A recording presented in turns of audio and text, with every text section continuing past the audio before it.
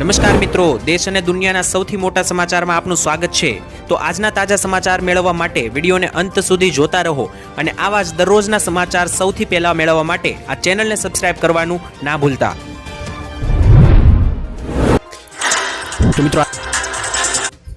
તો મિત્રો આજના પ્રથમ સમાચાર વિશે વાત કરીએ તો આતંકીઓના ઘરમાં ઘૂસીને માર્યા તેને આજે 1 વર્ષ પૂરું થયું છે। ત્યારે મિત્રો ઓપરેશન સિંદૂરની જે શરૂઆત કરવામાં આવી હતી ભારત તરફથી, જેવા પાકિસ્તાન જેવા આતંકી દેશોને મારવામાં આવ્યા હતા, તેને આજે 1 વર્ષ પૂરું થયું છે। તેના વચ્ચે સૌથી મોટા સમાચાર, મોદીજીએ સૌથી મોટો ખુલાસો કરી નાખ્યો છે અને કહી દીધું છે આતંકીઓને દુનિયાના ખૂણે ખૂણેથી ગોતીને મારવામાં આવશે। કારણ કે મિત્રો આજથી 1 વર્ષ પહેલા જ્યારે પહેલગામની અંદર કાશ્મીરમાં હુમલો થયો હતો અને પાકિસ્તાની આતંકીઓ તરફથી 22 જેટલા ભારતીયો મારવામાં આવ્યા હતા, ત્યાર પછી ભારતે ઓપરેશન સિંદૂર દ્વારા બદલો પૂરો કર્યો હતો અને ભારત પાકિસ્તાનનું યુદ્ધ પણ 3 દિવસ માટે શરૂ થયું હતું। ત્યારે આજે એને 1 વર્ષ પૂરું થયું છે। ત્યારે પ્રધાનમંત્રી મોદીએ ઓપરેશન સિંદૂરની પ્રથમ વર્ષગાંઠ નિમિત્તે ભારતીય સેનાના અદ્ભુત પરાક્રમ અને દેશભક્તિને નમન કર્યા છે અને આજે પ્રોગ્રામમાં હાજરી આપી છે।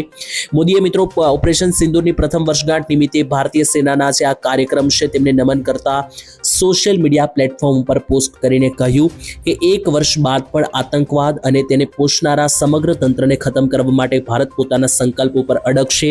અને મિત્રો જણાવીએ તો ભારતના રક્ષા મંત્રી છે, તેમણે જ્યારે ઓપરેશન સિંદૂર પૂરું થયું હતું ત્યારે મિત્રો કહ્યું હતું કે હજુ ઓપરેશન સિંદૂર પૂર્ણ નથી થયું, આ તો માત્ર શરૂઆત થઈ હતી। આતંકીઓ સામેની આ લાંબી લડાઈ છે, તો મિત્રો હજુ પણ ઓપરેશન સિંદૂર શરૂ છે। જ્યાં પણ આતંકીઓ દેખાશે ત્યાં ઠાર પાડવામાં આવશે।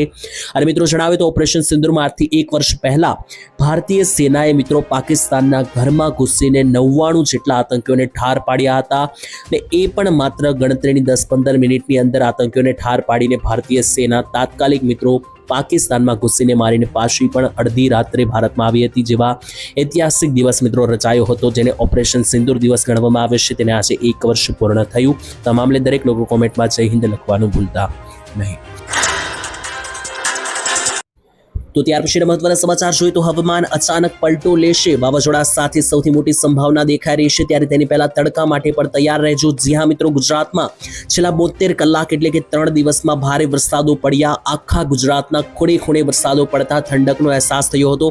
40 થી 50 કિલોમીટર પ્રતિ કલાકના પવનો ફેલાયા, જેને કારણે દરેક લોકોને એક મોટી રાહત મળી છે અને આજે રાહત છે લાંબી નહીં ચાલે। હવે ફરીથી મિત્રો જે છે તે ગરમીનો એક રાઉન્ડ આવશે અને ગુજરાતનું હવામાન આવનારી 12 તારીખ સુધી હવે સૂકું જોવા મળશે, એટલે કે ગરમી વાળું જોવા મળશે। ત્યારે વરસાદની હવે તો કોઈ આગાહી નથી, પરંતુ 15 તારીખની પહેલા એટલે કે 13-14 તારીખથી જ એક મોટું વાવાઝોડું બંગાળની ખાડીમાં ભયંકર આકાર લેતું જોવા મળી રહ્યું છે અને આ વાવાઝોડાને કારણે ગુજરાત રાજ્યમાં પણ અસર પડવાની છે, પરંતુ એની પહેલા ગરમીનો રાઉન્ડ છે।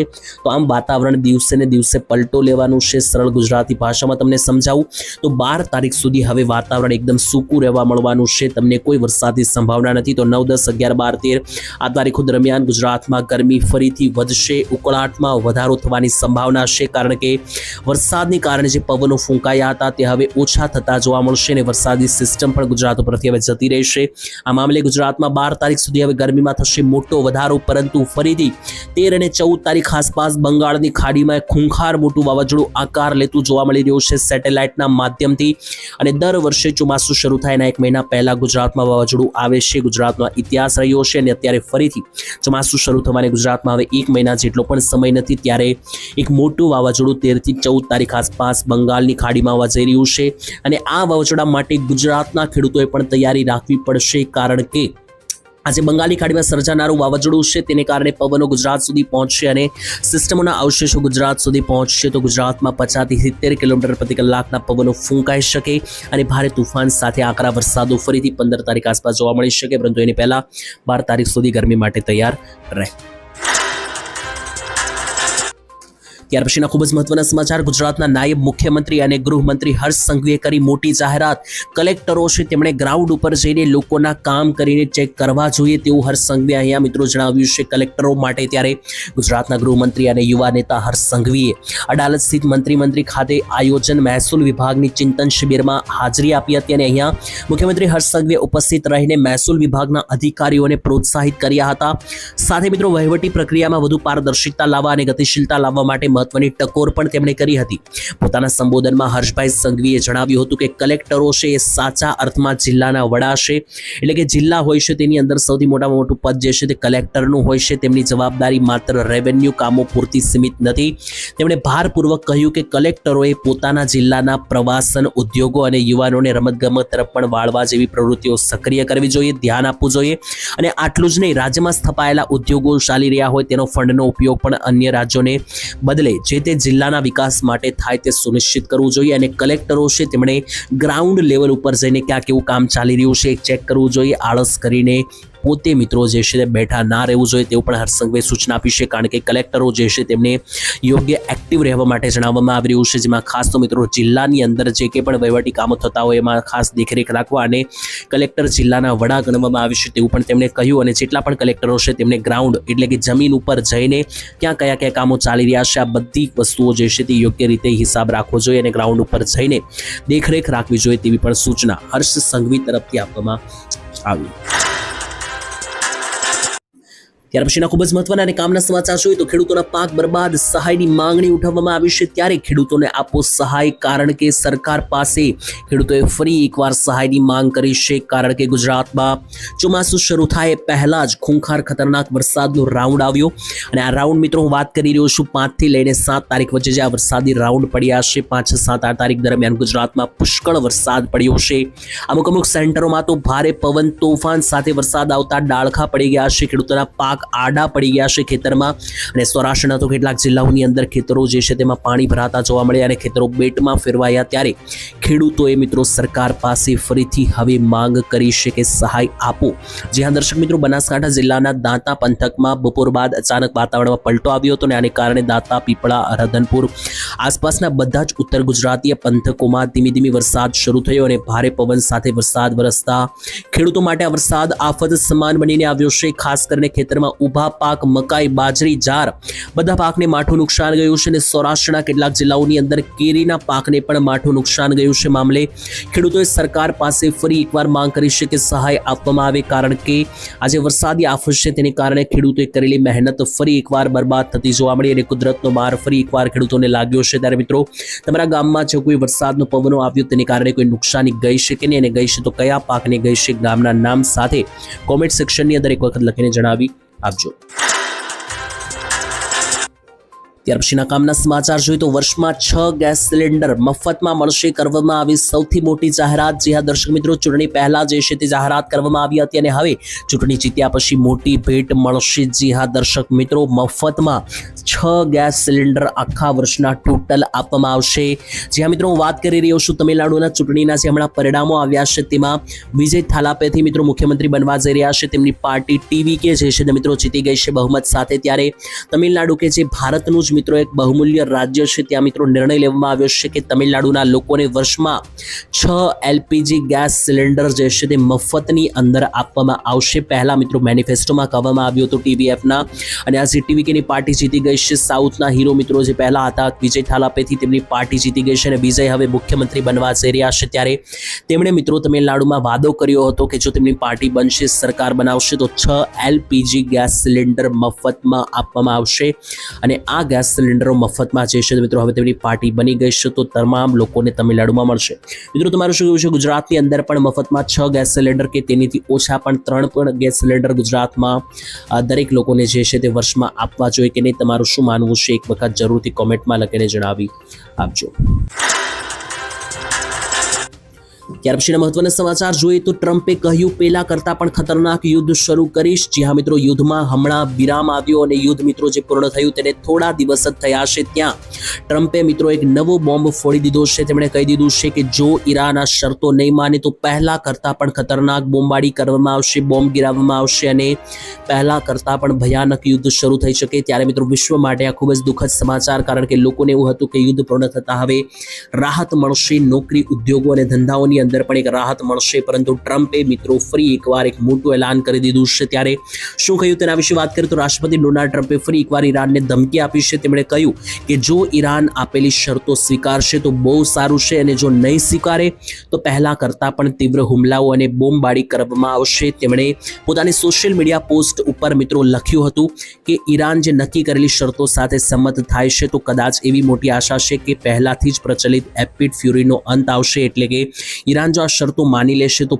મોટા યુદ્ધનો અંત આવશે તેવું ટ્રમ્પે કહ્યું. પરંતુ જો ઈરાન નઈ શરતો સ્વીકારે તો પહેલા જે બોમ્બ પાડવામાં આવતા હતા ઈરાન ઉપર તેનાથી પણ ભયંકર બોમ્બો વરસાવવામાં આવશે તેવી મોટી જે છે મિત્રો ચેતવણી જાહેર કરી છે ડોનાલ્ડ ટ્રમ્પે. અને એક પ્રકારે અમેરિકાએ ઈરાનને જે છે તે મોટી ધમકી આપી છે, અને હવે ઈરાનના જેટલા પણ લોકો છે તે આ ધમકીને કઈ રીતે લેશે અને કયા પ્રકારમાં જે છે તેનો જવાબ આપે છે ખાસ જોવાનું રહેશે. અને જો યુદ્ધ અહીંથી વધી જાય છે, ફરી એકવાર શરૂ થાય છે તો વિશ્વ માટે મોટો ખતરો બનશે, કારણ કે પહેલેથી 3 મહિનાથી યુદ્ધ શરૂ છે તેનાથી વિશ્વભરના દેશોને મોટી અસર થઈ ગઈ છે, તેમાં ભારતનો પણ સમાવેશ થાય છે.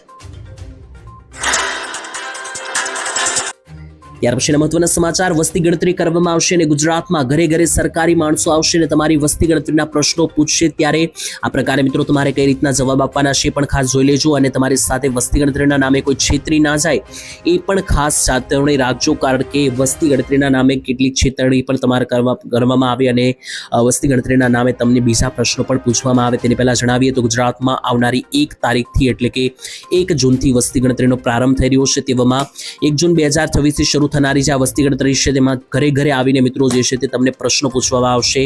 33 સવાલો પૂછવામાં આવશે, અને જો તમે જવાબ યોગ્ય નહીં આપો તો 1000 રૂપિયાનો દંડ પણ ફટકારવામાં આવશે. આવું પહેલા નિવેદન બહાર પાડવામાં આવ્યું હતું. તો મિત્રો યોગ્ય રીતે જવાબ તો તમારે આપવા પડશે. ઘણા બધા લોકો જવાબ નથી આપતા. આ પરિસ્થિતિમાં દંડ ફટકારવામાં આવી શકે. અને આટલું જ નહીં, આજે 33 પ્રકારના સવાલો છે તમે અને તમારા પરિવારને લઈને પૂછવામાં આવી શકે, વસ્તી ગણતરીને લઈને, જેના યોગ્ય જવાબો તમારે આપવાના રહેશે. અને સાથે એક વસ્તુની મિત્રો ખાતરી રાખજો કે બેંકને સંબંધિત તમારે કોઈ પ્રશ્ન પૂછવામાં નહીં આવે, તો બેંકને લગતું અથવા તો કોઈ પણ ઓટીપી માંગવામાં આવે તો એ પણ ના આપવું, કારણ કે આ પ્રકારે છેતરપિંડી અમુક કિસ્સાઓમાં થઈ શકે. વસ્તી ગણતરીમાં કોઈ દિવસ ઓટીપી કે બેંકની માહિતી પૂછવામાં આવતી નથી, તો આ પ્રકારે ખાસ જાગૃત રહેવું કે જેનાથી પોતાની સાથે છેતરપિંડી ના થાય.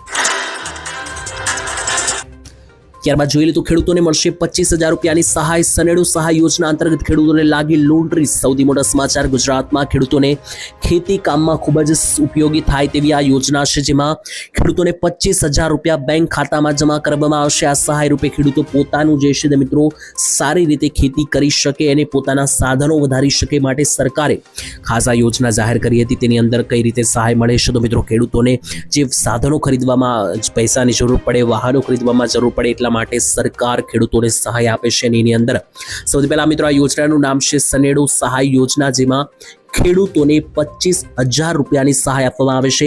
અને આ જે 25,000 રૂપિયા છે તેનો સહાયનો ઉપયોગ કરીને ખેડૂતો જે છે તે સનેડો ખરીદી શકે અને એનાથી પોતાની ખેતી યોગ્ય રીતે સુધારી શકે અને અન્ય રીતે કમાણી કરી શકે. એ માટે સરકાર સનેડો સહાય યોજના અંતર્ગત ખેડૂતોને 25,000 રૂપિયા આપી શકે. અને આ યોજનાની અંદર જો તમારે લાભ લેવો હોય તો યોજનાના ફોર્મ તમે ભરી શકો. ઓફિશિયલ વેબસાઇટ ઉપર જઈને તમારી યોજનાનું ફોર્મ મિત્રો તમે ભરશો, એ પાસ થશે, અરજી સ્વીકારવામાં આવશે તો તમે બેંક ખાતાનો નંબર જે આપેલો હશે એમાં સીધા 25,000 રૂપિયા જમા થઈ જશે. ત્યાર પછીના મહત્વના સમાચાર જોઈએ તો ભારતની આ મિસાઇલ આખા દુનિયા માટે મોટી ઘાત સાબિત થઈ રહી છે. ત્યારે મિત્રો આપણે જાણીએ છીએ કે ભારત જે છે તે છેલ્લા 1 વર્ષથી કરોડો અને અબજો રૂપિયા ફાળવી રહ્યું છે નવા સાધન અને શસ્ત્રો બનાવવા માટે, કારણ કે યુદ્ધ મિત્રો જે વિશ્વમાં થઈ રહ્યા છે એના માટે ભારતે પણ તૈયાર રહેવું પડે, કારણ કે ચારો દિશા તરફ ભારતની અંદર દુશ્મન દેશો રહેલા છે. એક ખૂણે પાકિસ્તાન, બીજા ખૂણે ચાઇના અને ત્રીજા ખૂણે બાંગ્લાદેશ રહેલું છે. તો કોઈ પણ દેશ જે છે તો મિત્રો ભારતને ક્યારેય પણ જો મિત્રો અત્યારે જે અમેરિકા અને ઈરાન સાથે થઈ રહ્યું છે આ પ્રકારે ભારતમાં કોઈ પરિસ્થિતિ ના સર્જાય, એટલા માટે ભારત તમામ તૈયારીઓ અત્યારથી કરી રહ્યું છે. 80,000 કરોડ રૂપિયાના શસ્ત્રો અગાઉ પણ ખરીદવામાં આવ્યા હતા અને અત્યારે ફરીથી અગ્નિ નામની મિત્રો જે છે તે અત્યારે જે મિસાઇલ બનાવવામાં આવી છે, અગ્નિ 6 નામની જે મિસાઇલ છે, 10 કિલોમીટરની રેન્જ સુધીમાં મિત્રો ભારત આ મિસાઇલ ફોડી શકે. એટલે કે દુનિયાનો એવો એક પણ ખૂણો બાકી ના રહે કે આ મિસાઇલ ત્યાં ના પહોંચે. દુનિયાના તમામ ખૂણે, 4 ખૂણે મિત્રો પહોંચી જાય તેવી આ મિસાઇલ છે. 10,000 કિલોમીટર દૂર આ મિસાઇલ જે છે તે મિત્રો પહોંચી શકે. અને આટલી વધારે ઘાતક ક્ષમતાવાળી મિસાઇલ જે છે તે ભારતે વૈશ્વિક સ્તરે રણનીતિક પહોંચ પૂરી પાડશે. અને MIRV ટેકનોલોજી દ્વારા મિત્રો આ મિસાઇલ જે છે તે અલગ અલગ દિશામાં મિસાઇલમાં અનેક પરમાણુ હથિયારો પણ છોડી શકશે. તો મિત્રો પરમાણુ હથિયારો પણ આ મિસાઇલ દ્વારા કેપેબિલિટી ધરાવે છે. તો આટલી ભયંકર મિસાઇલ તૈયાર કરવામાં આવી છે. બંગાળની ખાડીમાં નોટમ જાહેર કરાતા મિસાઇલની ટૂંક સમયમાં પરીક્ષણની અટકળો થઈ હતી, એટલે કે પરીક્ષણ પણ આ મિસાઇલનું કરવામાં આવી શકે કે કેવી રીતનું કામ કરે છે. ભારત પોતાની સ્વદેશી રીતે મિત્રો વિકસિત બેલેસ્ટિક મિસાઇલો જે છે અગ્નિ નામની, તેના લેટેસ્ટ અને સૌથી ઘાતક વર્ઝનનો ટેસ્ટ કરવાની તૈયારી કરી રહ્યો હોય તેવા સમાચાર છે. અને આ મિત્રો દુશ્મન દેશો માટે એક ખૂબ જ ડરજનક સમાચાર, અને જેમાં ખાસ તો મિત્રો બાંગ્લાદેશ અને પાકિસ્તાન જેવા દેશો છે કે ભારત સાથે દુશ્મની ધરાવે છે, તેમના માટે આ ખૂબ જ એક મોટા ઘાત સમાન સમાચાર. કારણ કે આજે બેલિસ્ટિક મિસાઇલો છે 10,000 કિલોમીટરની રેન્જ સુધી જઈ શકે. ભારત અને પાકિસ્તાન વચ્ચે તો મિત્રો 1000 કિલોમીટરનું પણ અંતર નથી, અને બાંગ્લાદેશ ભારત સાથે પણ મિત્રો 1000 કિલોમીટરનું અંતર નથી. તો પાકિસ્તાનના આખા દેશમાં ખૂણે ખૂણે જઈને કોઈ પણ ખૂણે આ મિસાઇલ જે છે તે ટાર્ગેટ પૂરો કરી શકે. ત્યાર પછીના કામના સમાચાર જોઈએ તો બાળકોના આધાર કાર્ડને લઈને આવી રહી છે સૌથી મોટી અપડેટ. તમારા ઘરમાં નાના બાળકો હોય અથવા 18 વર્ષ સુધીના બાળકો હોય તો તમારા બાળકોના આધાર કાર્ડ નિયમ અનુસાર તમારે રેગ્યુલર રીતે અપડેટ કરાવવા પડશે, નહીતર બાળકો જ્યારે મોટા થશે તો એના બાળકોના આધાર કાર્ડને લગતા કામો અટકી શકે. અને અત્યારે તો બાળકોને શાળામાં ભણાવવા હોય તો પણ આધાર કાર્ડ પહેલા માગે છે, ત્યારે બાળકોના જે આધાર કાર્ડ માટે બાયોમેટ્રિક્સ અપડેટ કરાવવા જરૂરી છે. UIDAI કે જે આધાર કાર્ડ બનાવતી કંપની છે તેમણે હવે 5 થી લઈને 17 વર્ષના બાળકો માટે આધાર કાર્ડ માટે બાયોમેટ્રિક્સ અપડેટ અનિવાર્ય કર્યું છે. આ પગલું આધાર ડેટાને સચોટ અને માન્ય રાખવા માટે ભરવામાં આવ્યું છે. ત્યારે આજે અપડેટ સુનિશ્ચિત કરે છે કે બાળકોના બાયોમેટ્રિક ડેટા જેમ કે આંગળીના નિશાન અને આંખોના પલકારા સ્કેન તેના મોટા થવાની સાથે સાથે સારી રીતે રેકોર્ડ કરી શકાય. કારણ કે બાળકો જ્યારે નાના હોય છે ત્યારે આંગળીના ફિંગરપ્રિન્ટ્સ જે હોય છે અલગ હોય છે, અને મોટા થાય ત્યારે મિત્રો ફિંગરપ્રિન્ટ્સ બદલાઈ જતી હોય છે. તો આ માટે રેગ્યુલર અપડેટ કરાવવી જરૂરી છે. સાથે આ મિત્રો બાળકોના જે પણ મિત્રો આધાર કાર્ડને લગતા કામો છે તમે વસ્તુ આ બધી રેગ્યુલર બાયોમેટ્રિક્સ અપડેટ કરાવશો તો એ રેગ્યુલર રીતે ચાલશે, નહીંતર એ કામ અટકી શકે. તો બાળક જ્યારે 5 વર્ષ અને 15 વર્ષનું થાય છે તો ફરજિયાત આ બાયોમેટ્રિક્સ અપડેટ કરાવી લેવા. ત્યાર પછીના મહત્વના સમાચાર, તમારું લાયસન્સ પણ હવે સસ્પેન્ડ થઈ શકે. સૌથી મોટા સમાચાર આવી રહ્યા છે. જી હા મિત્રો, તમને જણાવ્યું તો વાહન ચાલકો કેટલીક મિત્રો બેદરકારી કરે છે અને એને કારણે મોટા અકસ્માતો સર્જાતા હોય છે. તો આને રોકવા માટે હવે જે નિયમ લાવવામાં આવ્યો છે તો લાયસન્સ પણ તમારું આમાં સસ્પેન્ડ થઈ શકે કેટલાક નિયમ અનુસાર. તો મિત્રો શું છે, સૌથી પહેલા તો મિત્રો તમને જણાવી દઈએ તો રેલવે ફાટક જ્યારે બંધ હોય છે તેમ છતાં ઘણા બધા લોકો ફાટકની નીચેથી નીકળવાની ટ્રાય કરતા હોય છે, અથવા પોતાનું વાહન ગમે તે રીતે બહાર કાઢવાની ટ્રાય કરતા હોય છે. અને આવી પરિસ્થિતિમાં કોઈ ભયંકર અકસ્માત સર્જાઈ જાય તો બીજા લોકોને પણ નુકસાન થાય છે, અને એ વ્યક્તિને પોતે પણ મિત્રો માઠું નુકસાન થાય છે, ઇવન જીવ પણ મિત્રો વ્યક્તિનો જઈ શકે. એટલા માટે હવે જે નિર્ણય લેવાયો છે તો મિત્રો ફાટક જ્યારે બંધ હશે રેલવેનું, અને આવી પરિસ્થિતિમાં જો કોઈ વ્યક્તિ વાહન લઈને અંદર એન્ટ્રી લેશે તો આ પરિસ્થિતિમાં લાયસન્સ પણ સસ્પેન્ડ થઈ શકે. તો આ પ્રકારે લોકોએ બેદરકારી ના કરવી અને નિયમોને લઈને ખાસ મિત્રો બચાવ રાખવો, કારણ કે આ રીતના મિત્રો બનાવ ખૂબ વધી રહ્યા છે, જેમાં ફાટક બંધ હોવા છતાં લોકો વાહન લઈને એન્ટ્રી લેશે અને પછી દુર્ઘટના સર્જાય છે. તો આ પ્રકારની દુર્ઘટના અટકાવી શકાય એટલા માટે મોટો નિર્ણય લેવામાં આવ્યો.